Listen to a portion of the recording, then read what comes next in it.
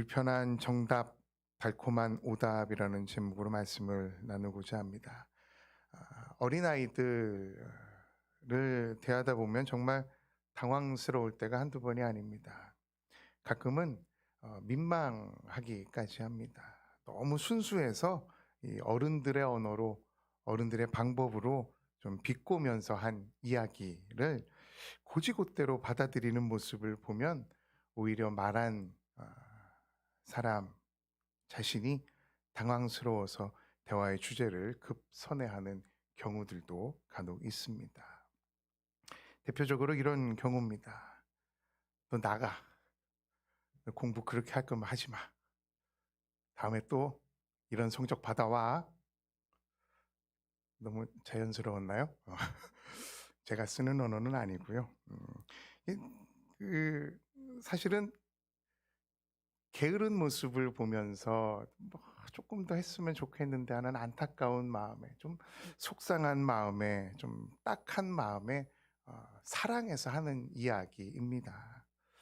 그런데 그것을 그렇지 못한, 받아들일 수 없는, 이해할 수 없는 수준의 사람에게 말을 해서 좀 오해가 생겼다. 이건 뭐 볼 것도 없습니다. 100% 말한 사람이 잘못한 겁니다.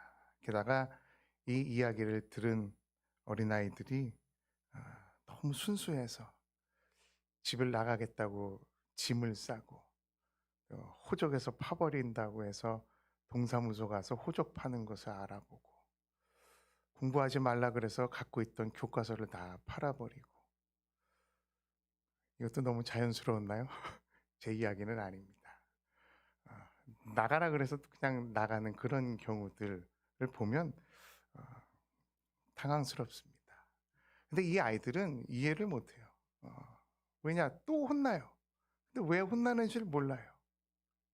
나가라 그래서 나갔는데, 공부하지 말라 그래서 공부 안 했는데, 다음에 또 그런 성적 받아와 해서 그런 성적도 받아들였는데 또 혼나니까 이해가 안 되는 거예요. 왜 그러실까? 하라는 대로 했는데. 정치인들 중에도 말 한번 잘못했다가 곤욕을 치르는 경우들이 왕왕 있습니다. 내 손에 장을 지지겠다. 내 직을 걸겠다. 해갖고 지금 뭐 직을 잃고 다니시는 분들도 계십니다. 말을 잘 해야 하지만 듣는 것도 잘 들어야 한다는 겁니다. 이미 한 말에 대한 일파만파 걷잡을 수 없는 그런 파장이 일어난 후에야 비로소 반어법이었다. 그게 그런 뜻이 아니었다라고 하지만 요즘 사람들이 어떤 사람들입니까? 똑똑한 사람들이 살아가고 있는 이 시대에 다시금 회복하기란 조금 역부족이 아닌가라는 그런 생각을 해봅니다. 게다가 이 말이나 글, 이것이 요즘 시대에는 그거 이상의 다 화면으로 노출이 되잖아요. 표정 하나, 말을 안 해도 글을 안 써도 표정 하나에 다 노출이 되기 때문에 더 어려운 시대에 살고 있는 것이 아닌가라는 생각을 해봅니다. 보통 이런 경우를 우리는 이중 메시지, 더블 메시지라고 합니다. 속내는 그렇지 않은데 겉으로 표현하는 것이 좀 반대로 표현되는 것들. 근데 유독 우리나라 말이 전문 용어로 좀 거시기 합니다. 한국어를 배우는 외국인들이 그 단어의 뜻만 알고는 아주 기겁해하는 단어들이 몇 가지가 있습니다. 이런 단어들입니다. 할머니 뼈 해장국, 마약김밥, 개떡, 곰탕, 엄마 손만두, 게다가 눈깔 사탕. 이런 단어만 보고 뜻을 해석을 하면 이 세상에 이런 민족이 없습니다. 이런 파렴치한 민족이 없어요. 이런 야만적인 민족이 없습니다. 엄마 손으로 만두를 해 먹어요. 할머니 뼈로 국을 끓여 먹어요. 게다가 막 눈깔 사탕 막 이러니까 외국인들이 한국어를 배우면서 너무너무 기가 막혀 기겁을 한다라는 겁니다. 근데 실제로는 우리들은 압니다. 그 단어의 뜻이 무엇인지. 인생에 있어서 또 마찬가지인 것 같습니다. 명약 관화라 그래서 불 보듯이 뻔한 일이 있습니다. 그냥 안 봐도 비디오다라는 말이 있듯이 근데 그럼에도 불구하고 그것을 헤쳐나가기 위해 아등바등 몸부림치면서 살아가는 모습을 볼 때면 안타깝기 그지없습니다. 어느 학생이 시험을 보고 왔는데 그날 저녁에 밤새도록 기도를 했다 그럽니다. 하나님, 한국의 수도가 제주도가 되게 하여 주시옵소서. 밤새 기도를 했답니다. 나중에 알고 보니까 보기가 이랬대요. 1번 한국의 수도는 서울, 2번 대전, 3번 제주도, 4번 울릉도, 5번 독도. 자기가 3번 제주도를 찍은 거예요. 이거를 옮겨달라고 하는 그 학생의 기도는 정말 세상을 품고 하는 선교사적인 마인드가 아니면 잘못된 기도인 거죠. 안타깝기 그지없습니다. 답을 3번으로 해놓고 옮겨달라라는 이 기도. 근데 더 안타까운 건 3번을 찍어놓고도 아무것도 안 하는 자녀들을 볼 때면 속이 터지기 마련입니다. 오늘 본문을 보니까 예수님의 이 말씀하신 배경도 이 선포하신 후에 내가 곧 죽겠다. 내가 이 나라, 이 민족, 너희들의 구원을 위해서 십자가에 못 박혀 죽겠다라고 이야기하신 후에 그것들을 들은 제자들에게 나타난 현상들을 묘사하고 있습니다. 제자들이 모여서 어떻게 하면 사역을 좀 더 효율적으로 할까? 어떻게 하면 더 많은 사람들에게 복음을 전할까? 어떤 방법이 있을까 하는 건설적인 그런 토론을 해야 되건만 주제 이야기의 핵심은 권력 싸움이었다는 겁니다. 요즘 말로 자리 다툼이었다는 겁니다. 세베대의 아들 야고보와 요한이 예수님을 따라다니다 보니까 돌아가는 상황을 보니 예수님 괜찮아요. 사람들도 많이 따르고 리더십도 있는 것 같고 조금 더 있으면 우리 예수님이 한 자리 하실 것 같아요. 그래서 줄을 서기 시작합니다. 예수님 집권하시면은요, 저는 좌의정, 얘는 우의정, 이거를 달라는 그런 청탁하는 모습입니다. 마가복음에는 등장하지 않지만 마태복음에는 이 청탁을 누가 했느냐? 이 세베대의 아내 야고보와 요한의 엄마가 청탁을 했다라고 묘사가 되고 있습니다. 뭐 그때나 지금이나 자녀들을 사랑하는 마음 끔찍하기 그지없다라는 거. 이것이 청탁 문화의 시초가 아닌가라는 생각을 해보게 됩니다. 세계적으로 유명한 주차장 만드는 그런 건설 회사가 있습니다. 팀 하스라고. 오바마 대통령 때 주차장 디자인상도 받았던 그 회사의 회장님이 이제 하영록 회장님이라는 한국 분이세요.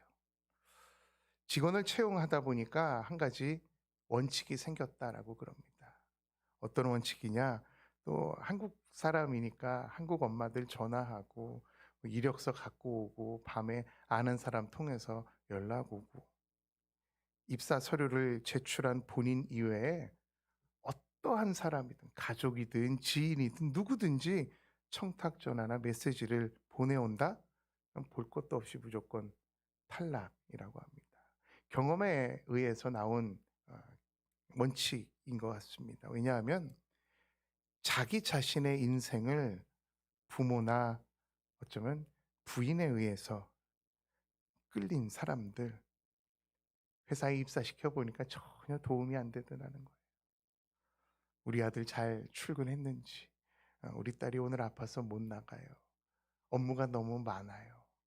심지어는 군대에 있는 상관에게까지 치맛바람이 몰아닥치고 있다라는 이런 현실을 우리가 살아가고 있습니다. 자기의 일을 스스로 하자 알아서 척척척이라는 그런 학습지 카피 문구처럼 의존적으로 살아가는 인간들은 평생을 수동적인 삶을 살 수밖에 없다는 겁니다.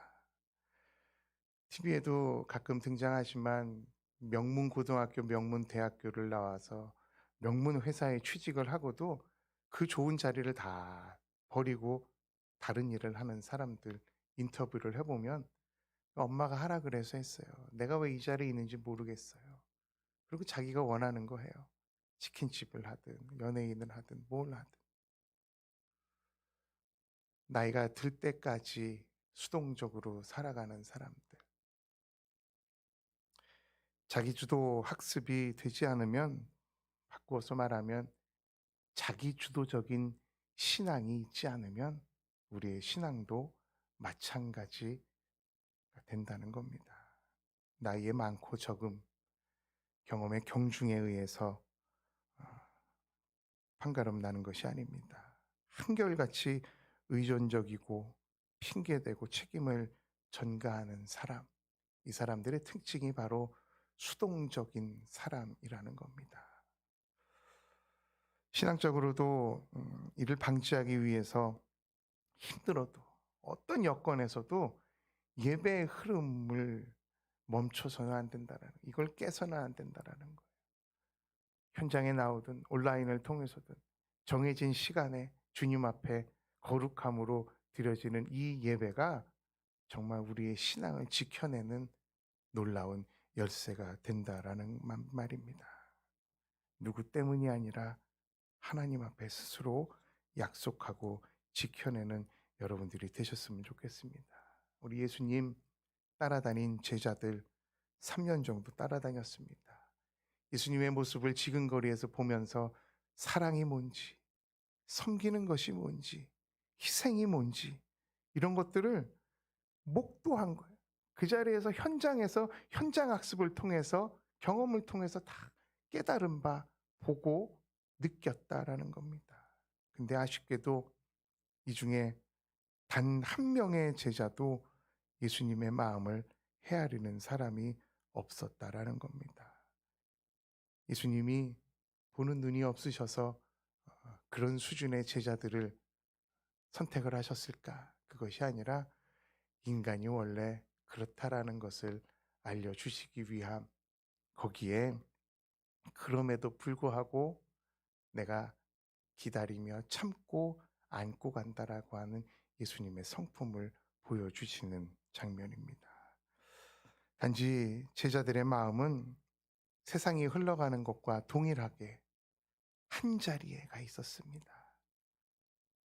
한 권력에, 그저 그 자리, 그 영광을 차지하기 위해서 내가 그 자리에 앉겠다. 내가 예수님 옆에 앉아서 내가 한따까리 하겠다라고 삶을 살아가는데 목적을 가지고 있었다라는 겁니다. 세상은 그렇다 칩시다. 신앙을 가진, 그것도 예수님을 따라다니던 제자들이 그런 마음을 가지고 있었다는 사실은 정말 의아해하지 않을 수 없습니다.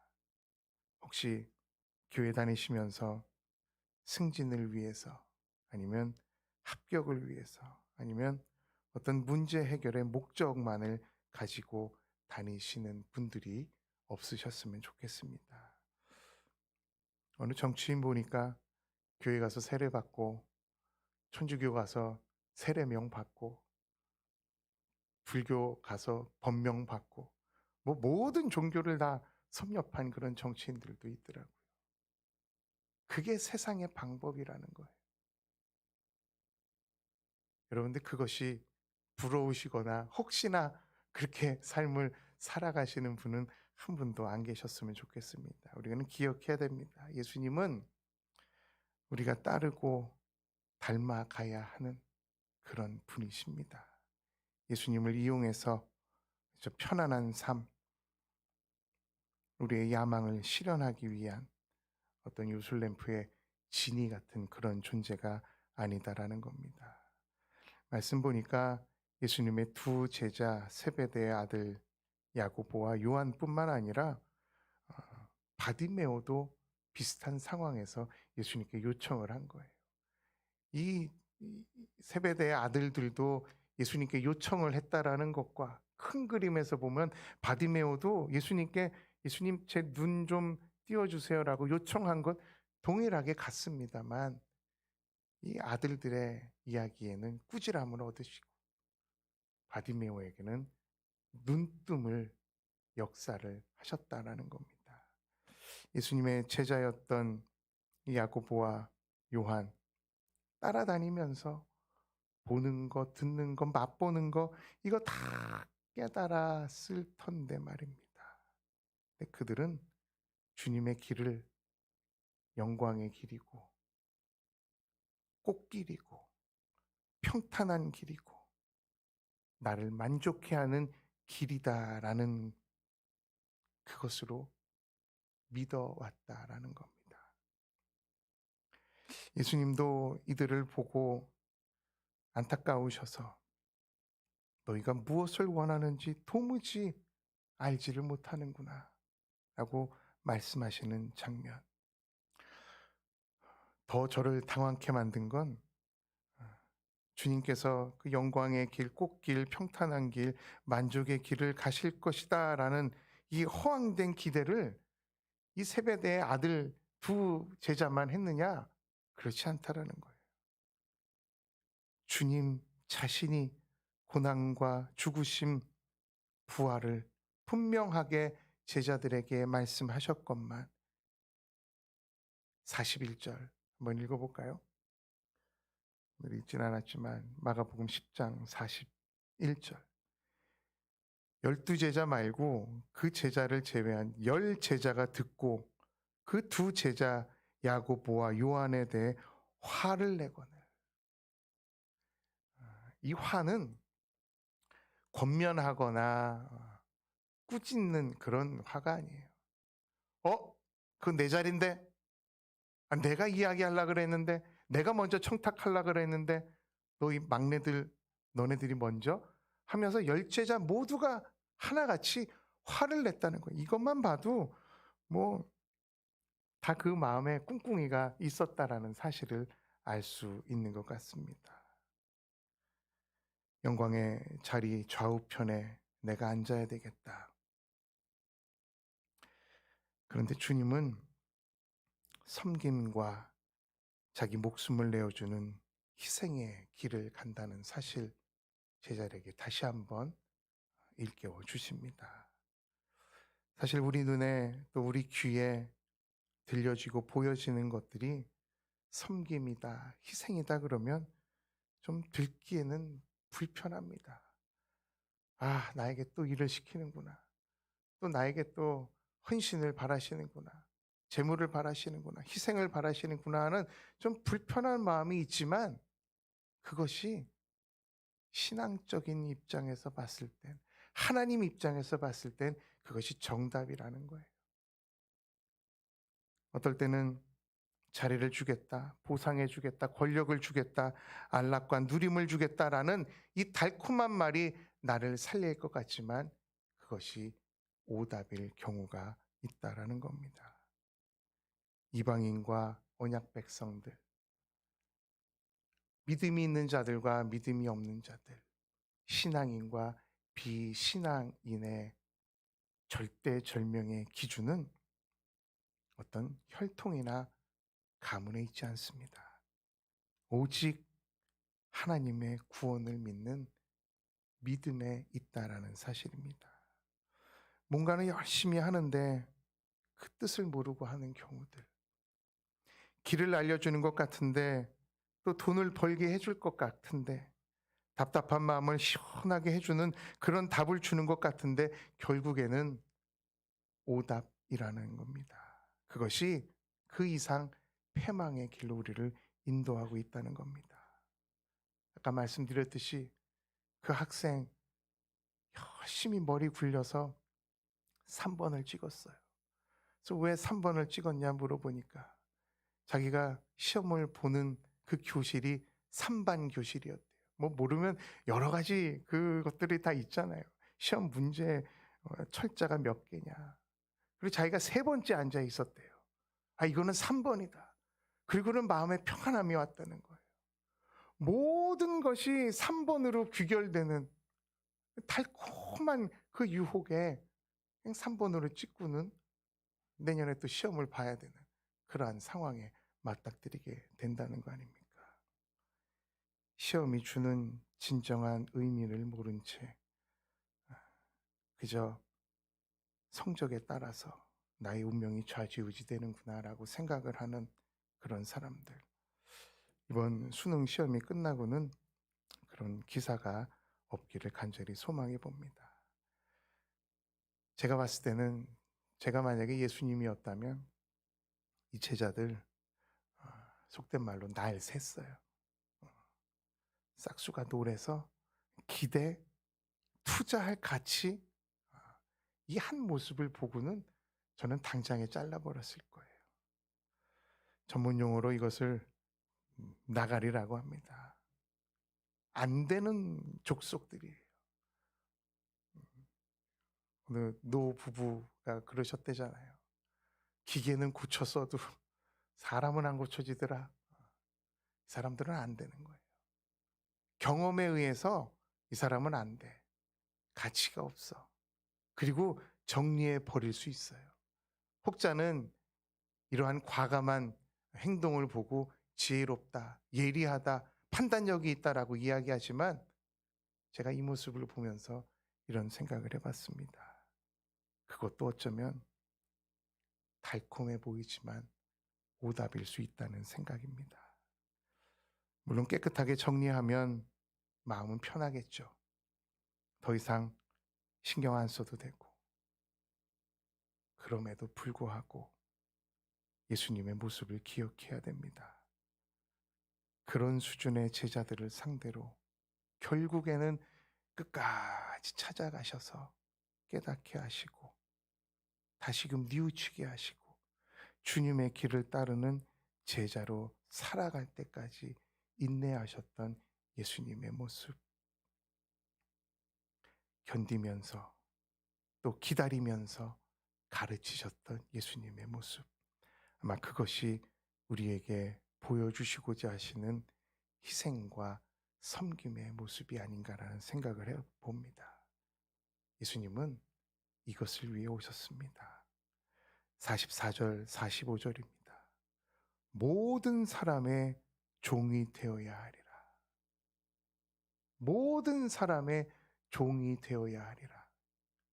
인자가 온 것은 섬김을 받으려 함이 아니라 도리어 섬기려 하고 자기 목숨을 많은 사람의 대속물로 주려 함이라. 이 말씀을 예배 후에라도 여러분 한 10번씩만 한번 읽어봐 주세요. 제 모습하고는 좀 반대더라고요. 제 모습하고는. 저도 섬김을 받으려고 했고 내 거를 챙기려고 했고 읽으면 읽을수록 저를 부끄럽게 만들어서 다시금 예수님의 모습을 보게 하는 그러한 성경 말씀. 모든 사람의 종이 되어야 하리라. 섬김을 받으려 함이 아니라 섬기려 하고 자기 목숨을 많은 사람의 대속물로 주려 함이라. 그저 우리가 어린아이처럼 원하고 구하는 모든 것을 다 들어주시는 주님은 아니십니다. 언제까지 내가 원하는 달콤한 답, 그것도 정답도 아닌 답을 위해 삶을 살아가시겠습니까? 우리를 구원하시기 위해서 단 하나의 목적을 가지고 이 땅에 오신 예수님. 그 뜻에 맞는 간구에만 응답하시는 주님이라는 사실 여러분 꼭 기억하셨으면 좋겠습니다.